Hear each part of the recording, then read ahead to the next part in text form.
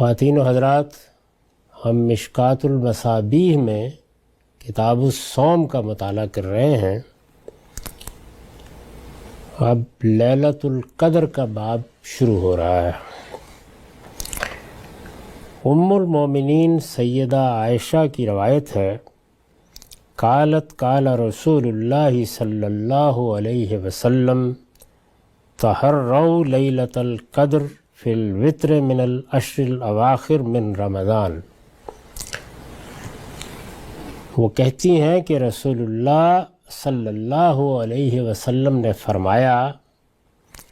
رمضان کے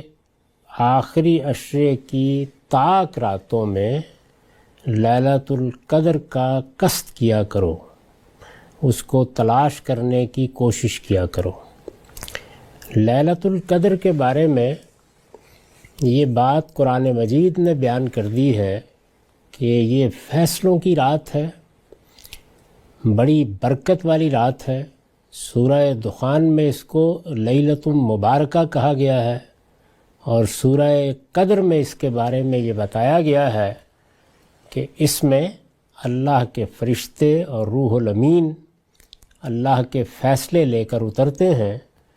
اور یہ بات بھی کہی گئی ہے کہ خیر من الف شہر، یہ 1000 مہینوں سے بہتر ہے۔ اس سے یہ معلوم ہوتا ہے کہ اللہ تعالیٰ نے اس کائنات کا نظم چلانے کے لیے جو خاص اوقات مقرر کر رکھے ہیں، ان میں اس رات کی بڑی اہمیت ہے۔ یہ مہمات امور کا فیصلہ کرنے کی رات ہے، اور جس رات کا یہ مقام ہے، ظاہر ہے کہ بڑے بڑے معاملات بھی اسی رات کے ساتھ خاص رہے ہوں گے۔ چنانچہ پھر ہمیں یہ بتایا گیا ہے کہ اللہ کی آخری کتاب اسی رات میں نازل ہونا شروع ہوئی۔ رمضان کے مہینے میں اور لیلۃ القدر میں اللہ تعالیٰ نے فیصلہ فرمایا کہ وہ قیامت تک کے لیے اپنی ہدایت کی کتاب اتار رہا ہے۔ یہ کوئی معمولی بات نہیں ہے۔ اگر یہ رات مہمات امور کے لیے مقرر ہے تو اس سے بڑا کوئی اہم معاملہ نہیں ہو سکتا کہ اللہ تعالیٰ نے انسان کو جو کچھ دے رکھا ہے، علم، عقل، شعور، جستجو کی صلاحیت، نئی ایجادات تک پہنچنے کا داعیہ، ان سب سے بڑھ کر جو اللہ کی نعمت اس کو مل سکتی ہے وہ یہ کہ وہ اپنی اس زندگی اور اس کے بعد میں آنے والی زندگی سے متعلق اللہ کی مرضیات کو جان لے۔ اس کے لیے اللہ کی آخری کتاب ایک میزان اور فرقان کی حیثیت سے تمام مذہبی معاملات میں فیصلہ کن اس رات میں اتاری گئی۔ تو اس لیے اس کی فضیلت، اس کی برتری، اس کی عظمت میں تو کوئی دو رائے نہیں ہو سکتی۔ اب یہ سوال پیدا ہوتا ہے کہ کیا اس رات میں ایک بندہ مومن کو اگر یہ معلوم ہو جائے کہ آج وہ رات ہے تو کیا کرنا چاہیے؟ بہت سادہ جواب یہ ہے کہ اگر یہ رات ایسی رات ہے، اس درجے فضیلت کی رات ہے، اللہ تعالیٰ نے اس کو اس طرح کے امور کے لیے خاص کیا ہوا ہے، اس کو خود اپنی کتاب میں برکت والی رات لیلۃ مبارکہ کہا ہے، تو ہر مسلمان، ہر بندہ مومن یہ صحیح کرے گا کہ اس رات کا کوئی لمحہ اسے بھی میسر ہو جائے۔ جس وقت اللہ کی رحمتیں نازل ہو رہی ہوں تو وہ بھی اللہ کی بارگاہ میں کھڑا ہو، وہ بھی اس وقت کوئی نیکی کا کام کر رہا ہو، کوئی خیر کا کام کر رہا ہو، اللہ کی کتاب کی تلاوت کر رہا ہو، اللہ کے سامنے سر بسجود ہو۔ یہ ایک فطری جذبہ، فطری داعیہ ہے۔ چنانچہ رسالت مآب صلی اللہ علیہ وسلم کو جب یہ معلوم ہوا، اور یہ بالکل واضح ہے قرآن مجید سے کہ بعد میں معلوم ہوا، یعنی قرآن کا نزول شروع ہو گیا، دعوت برپا ہو گئی،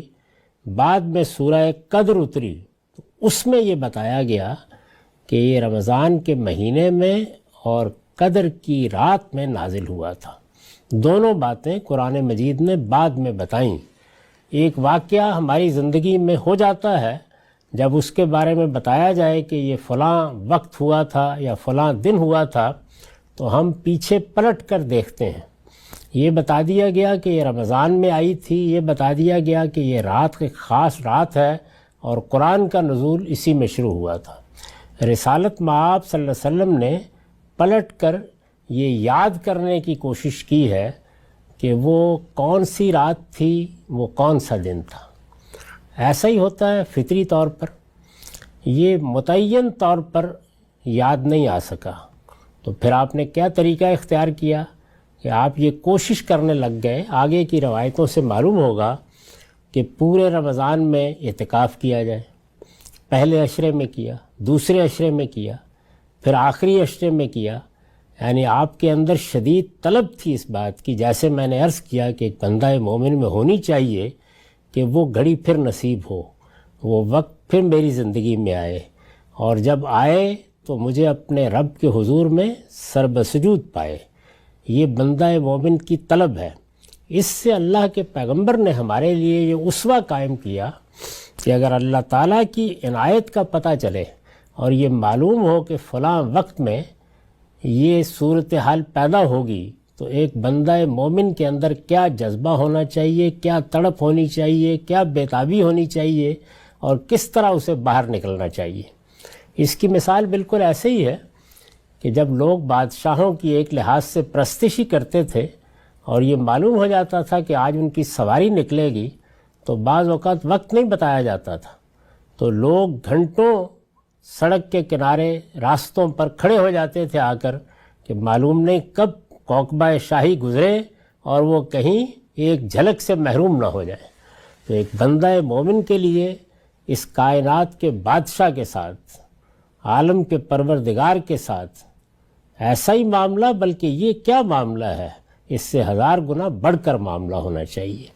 تو حضور نے ہمیں یہ تعلیم دی اپنے طرز عمل سے کہ اگرچہ متعین وقت معلوم نہیں ہے، متعین رات نہیں یاد رہی، لیکن بہرحال رمضان میں ہی آئی تھی، اور اللہ نے بتا دیا کہ یہ ایک بڑی عظمت کی رات ہے، اس میں اللہ کی عنایتیں ہوتی ہیں، کرم ہوتا ہے، برکتیں نازل ہوتی ہیں، تو آپ اس کو تلاش کرنے کی صحیح کرتے تھے۔ یہ پس منظر ذہن میں رکھیے اور اس کے بعد دیکھیے کہ ان روایتوں میں کیا کیا باتیں فرمائی گئی ہیں۔ تو پہلی بات جو ہمارے سامنے آئی وہ یہ تھی کہ رسول اللہ صلی اللہ علیہ وسلم نے بالآخر لوگوں کو یہ کہا کہ آخری عشرے میں اور آخری عشرے کی بھی طاق راتوں میں یہ زیادہ امکان ہے کہ یہ رات آتی ہے یا آئی تھی،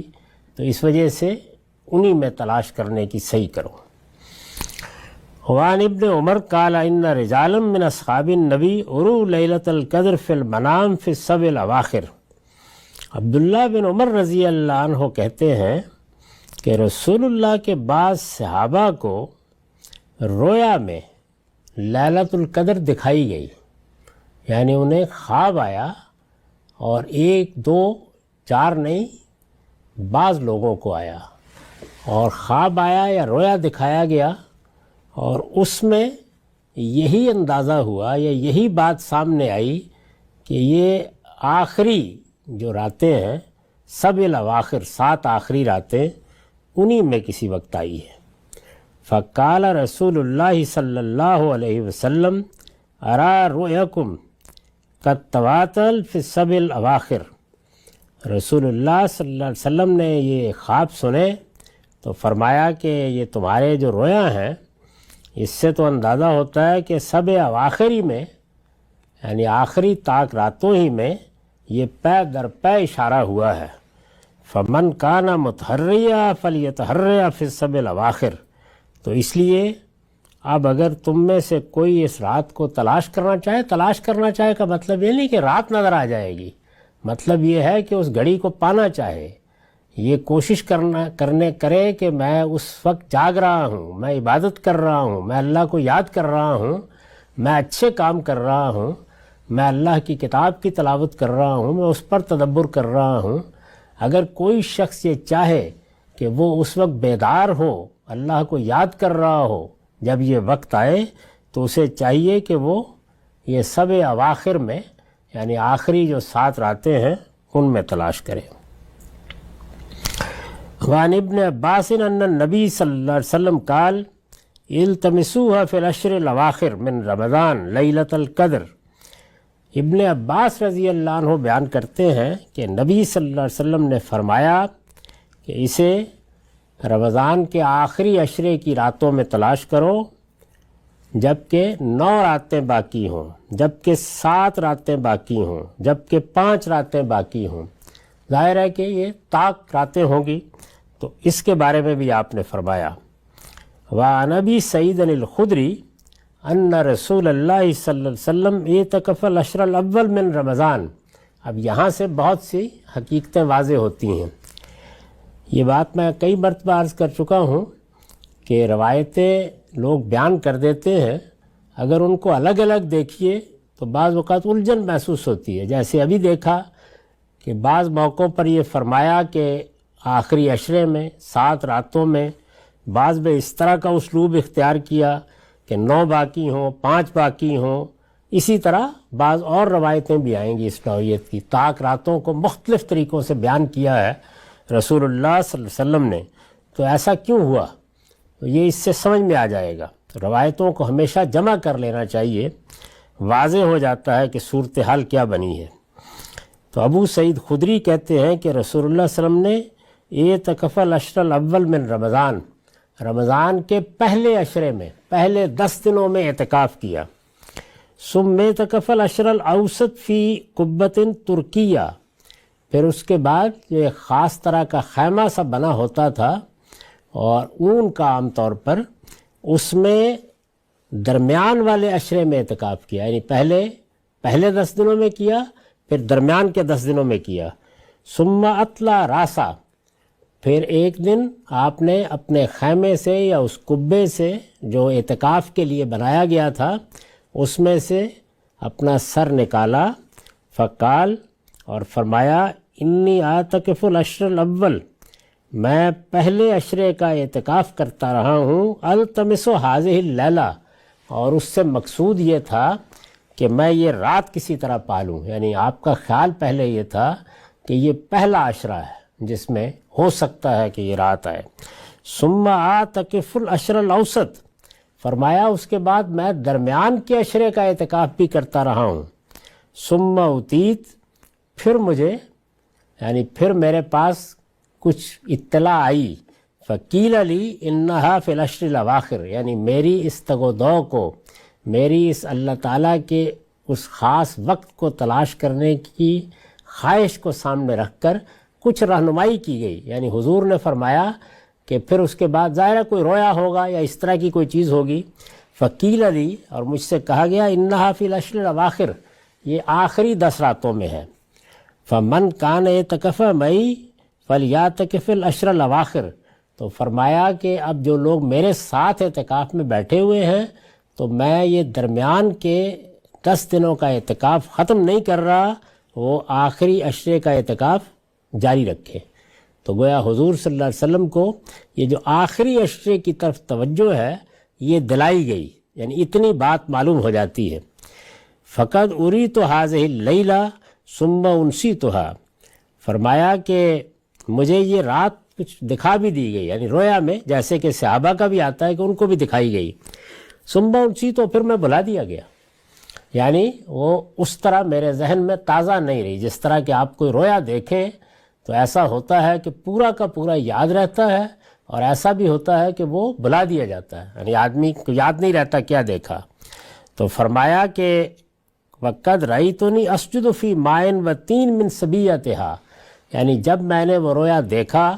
تو میں جب صبح کے وقت